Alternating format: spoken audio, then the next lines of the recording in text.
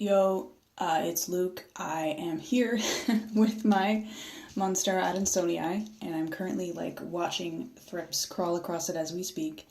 And it's got all these yellow leaves, and it's still growing up there, but I had put it on a moss pole in like June, and I did film a video of that, but I never edited it or put it up. And then it actually grew so fast that it needed an extension because it was living outside. And it also was living a little bit too close to my thrip quarantine area. So unfortunately it has thrips really bad. And I basically put the extension on, realized there were thrips, and kind of just let it alone because I didn't know what to do quite yet.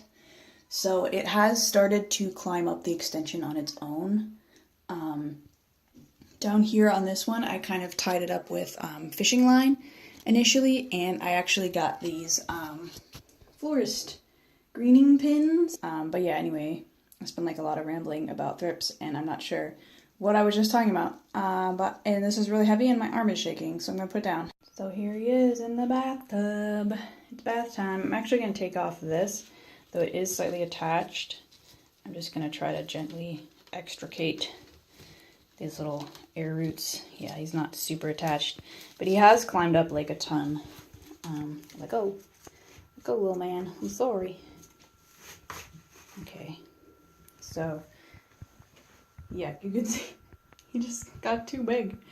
Yeah. So I'm gonna just pull off some of the dead leaves, the yellowing leaves, because most of these are the older leaves that are really thrip damaged. Also, don't mind the state of my tub. I just like watered a bunch of plants and there's like dirt in it. But I wish I had a tripod. I just ordered a tripod, but it did not come yet. So I have to just balance my phone on random stuff. Also, I wish I had a camera, but alas. Yeah, so I would generally say like don't spray any kind of pesticide or anything indoors. But neem oil is mostly okay. I've got fans on, I've got a lot of ventilation, so it just kind of smells bad. And I wouldn't advise getting it on your skin or your floor like I just did all over the place. But yeah, I am, don't do what I do, okay? Just like don't do it. I work in a garden center, so I've used this stuff a lot, and I'm probably too safe to like too lackadaisical about it, because it is, it's organic, but it's still, you know, a pesticide, but, you know, whatever. I'm doing that. I just sprayed down the leaves, a bunch of the leaves, kind of just kind of go like this, and you just get it in there, and you just get it in there. You want to get the underside of the leaves, because if you do not, then, that's where a lot of the thrips hang out, is on the underside, so I kind of just go like, and like spray obnoxiously. Yeah, so I'm gonna spray them down some more, and then leave this room to be less stinky. And really get the moss pole. Yeah. So yeah, don't do that. Don't do this. It's bad. It's not ideal. Don't do it. It makes your room smell. So it's been a while. I've come back. It's still a little shiny.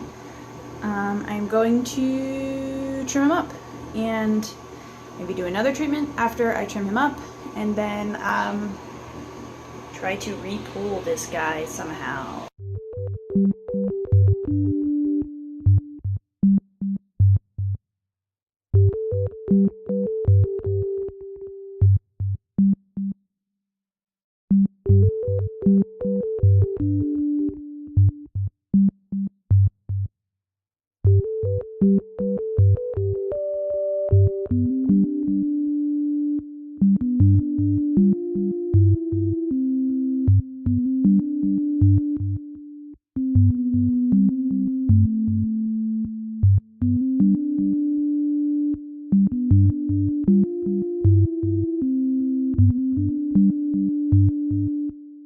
So I really hate to be like hurting the roots like that, like kind of pulling them out. I try to be as gentle as possible, and I just don't want to damage the plant in general, but it's kind of inevitable, kind of what I'm doing.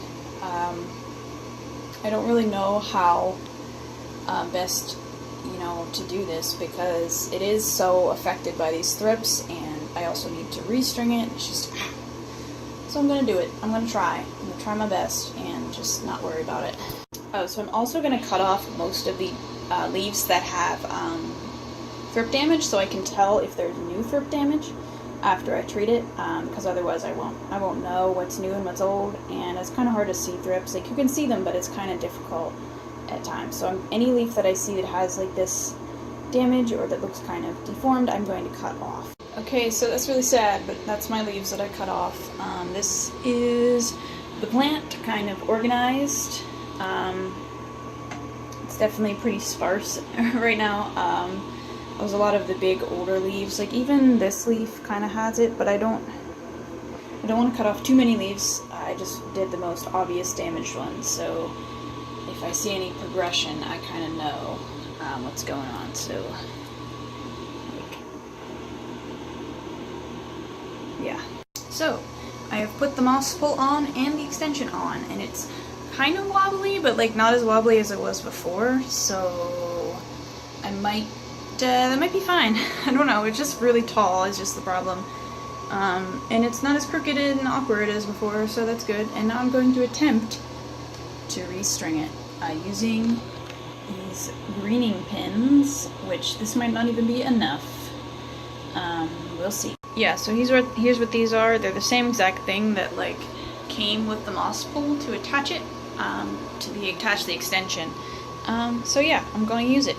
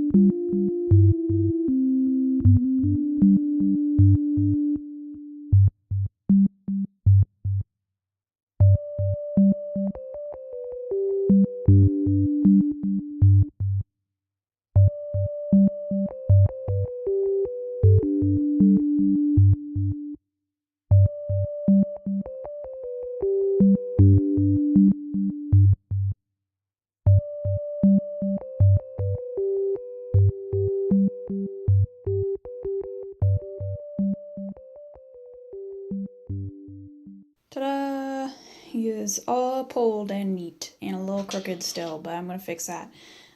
So obviously he's way more sparse than he was, and in general just looks better. I don't know. We'll see if that treatment actually worked and if he's gonna be thrip-free or not.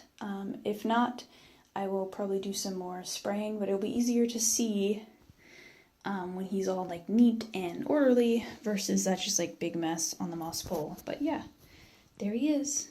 So another thing I found today, in the midst of this like crazy thrip infestation, I had thought this guy had thrips, but he does not. It turns out that there are, hold on, let me find, right down there at the base of the leaf there, that is a mealybug. So, yay. Let me try to, right, oh no. Right there.